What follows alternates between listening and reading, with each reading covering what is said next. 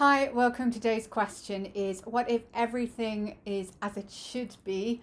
How would that make you feel? So what if everything was as it should be? How would that make you feel? So my name's Viv Bannigan. I'm the owner of Granuaile Limited, a bespoke training and mentoring company based here in the heart of London. And I help women navigate change. They feel overwhelmed, lack confidence. They're not sure about their next step. They want to understand better their unique landscape and take back control of the reins of their journey and move forward with clarity and confidence. And we do that by sharing with them our key tool called a map. So this question, I love shoulds, coulds. There's a book by Bill Phelan, who I've mentioned and is further discussed in the masterclass that is we offer. And it's all about these words of past regret. That's the basic thing. What if we should have done that? What if we could have done that? How would that have been different? How would that have made me feel? Life is meant to be a journey, and part of that journey is learning to grow and develop. And an awful lot of our experiences happen when we are younger and we're growing and we're developing, and we can only work with the tools that we have been given. We're not quite yet developing our own tools, and some of these lessons, life lessons that come up, can be quite, what the word is coming to me, infuriating, because we get to a certain age at a certain stage in life and we can sit there and we're at this fork in the road where we kind of go, well, what if I could have done this, or what if I should have done that? Wouldn't things be different now? And actually, no, that's the journey. And I'm working through this as much as most other people are working through this, because I made a decision about 10 years ago to kind of stop and reevaluate the patterns that I were playing. And lately it's been coming up about, well, if I had known this now, wouldn't things have been different? What if if everything had been as it should be? If this had been like this and that had been like that? If I had known this information now, wouldn't I be better? And actually, the reality is, it's about developing compassion in healing from the past, making a choice that if things had been as they should have been, I wouldn't have had the journey that I'm on. I wouldn't have the opportunities to make choices that are in the best interest of my well-being. I wouldn't have opened up my light to starting to follow what my heart wanted to do. And I probably wouldn't have asserted myself the way that I've learned to assert myself. I probably wouldn't have traveled around the world. I probably wouldn't have made all the friends that I've made, and I probably wouldn't have had the work experiences that I've had without that journey of what should have been like. By actually just releasing it, I can start to step into the reality of where I am now. I can get present with myself and really start to heal the past by recognizing that that experience led to me making mistakes, as well as decisions that were in my best interest of my well-being, that opened me up to following different avenues to support me having different views. And part of the healing process of making me feel is about finding compassion for myself, accepting that I could only do the best that I could do at any point in time based on the information that I had at that time, based on the skills that I had at that time, and based on the experiences that had allowed me to move through that time.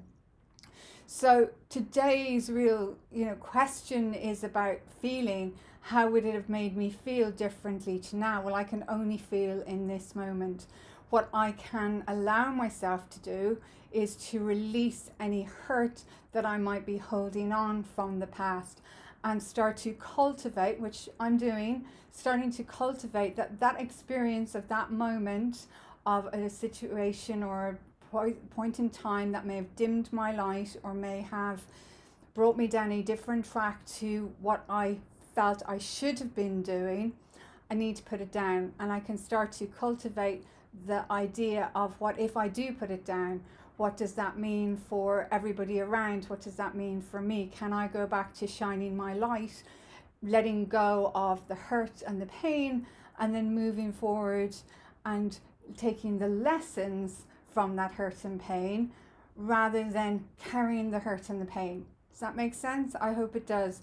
The idea is not to disallow or ignore hurt or pain that has happened. It's about meeting it in a way that I can process it and accept that my self-expression or the way I would have liked things to have turned out wasn't that way for very good reasons, and those reasons have allowed me to have an experience that is different, that has allowed me to shape who I am going forward. And so I can take that lesson and I can bring that lesson forward with me. I can put down the hurt and the pain and allow myself to open up, knowing that this time I'm an adult, or this time I have a different worldview. This time I've got more tools, more skills in my bag than I had maybe 20 years ago or longer, or wherever that hurt or humiliation or rejection or experience really dumbed us down and decided it was safer to hide rather than to express who was oneself. And so this is a day, and it is the full moon day, where if you're putting things down, particularly if you've been working through that cycle of setting an intention, whatever has been coming up to heal so that you can move forward with that intention is going to process through today. It's to give that time, so use the Just Stop lesson to look at that feeling, to be curious about it, and to let it go and celebrate who you are, because celebrate who you were then and have compassion for that person, who you have become because the choices you have made. Wouldn't be watching this video otherwise. And who you are becoming. What are you choosing to become? That's a bit scary as well, because we've been through something where we've been a bit like, oh, this is terrible, and then we dim our light and then suddenly we go back to normal. Even if it's 5 minutes, 10 minutes, 20 minutes, it's getting back into that child's view. This morning when I was walking up the street, one of my neighbours, it was war on my street this morning. It was absolute war. One of my neighbours has a lovely little girl, and she fell over, and it was like the whole world had descended to destroy the street. That was the cries that were being heard. And when I looked over, her mum was with her, her mum was there, but it paid no attention. She paid no attention to this. She was going mental.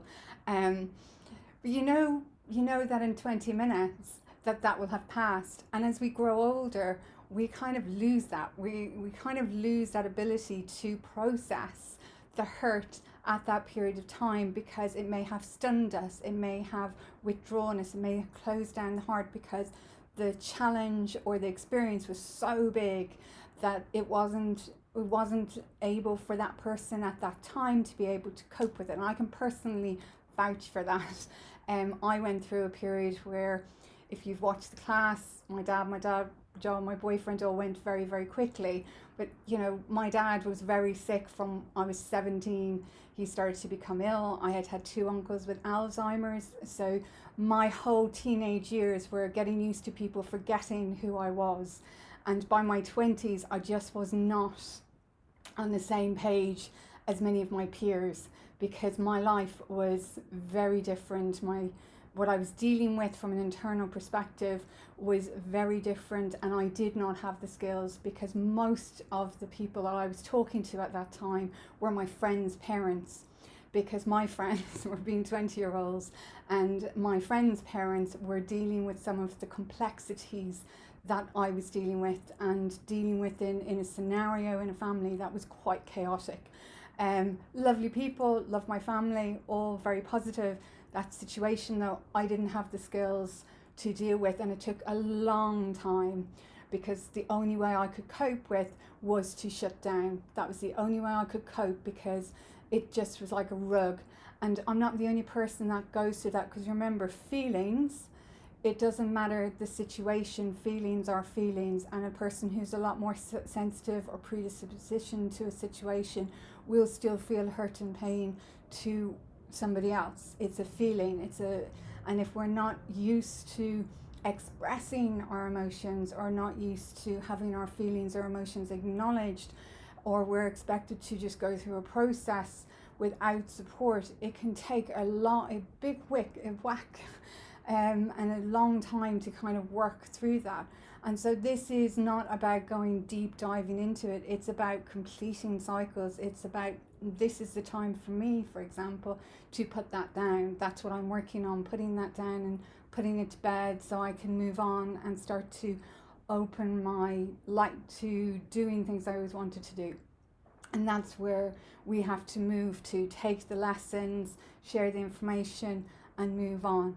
So my invitation, sorry, that was a bit of a long speech, but my invitation for you today is you celebrate where you were then, to your situation, to where you felt your rug was pulled, where you had an experience where you didn't feel emotionally met, and look at who you have become because of that, and look where you are going, and how you can bring those essence of those changes and wisdom forwards. All our relationships, all our experiences are energetic exchanges, and we are like flowers. We grow, like we are like plants. We are all plants. We're all plants and animals. We grow, we go through life, and then we move on.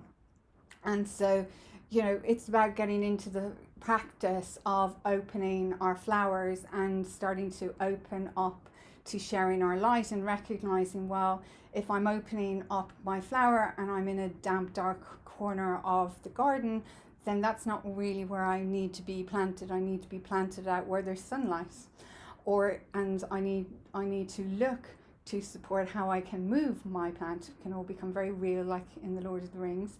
And also recognizing that flowers don't close their bloom because other people, they grow and they get to a position where they can bloom, and then when they bloom, doesn't matter who's going by, they just open up to that because they have put themselves and planted themselves in a position where they're getting their needs met and they're taking responsibility for those.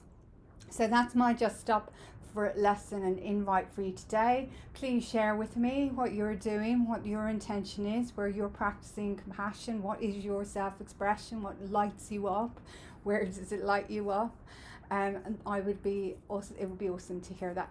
So remember, the first person one needs is oneself, mind, body and spirit. If you would like to gain access to our free Masterclass Navigating Change with Intention, please go to our website, which is in a link below, and you will be able to just fill out a quick form and you'll get access to that masterclass, which includes a workbook.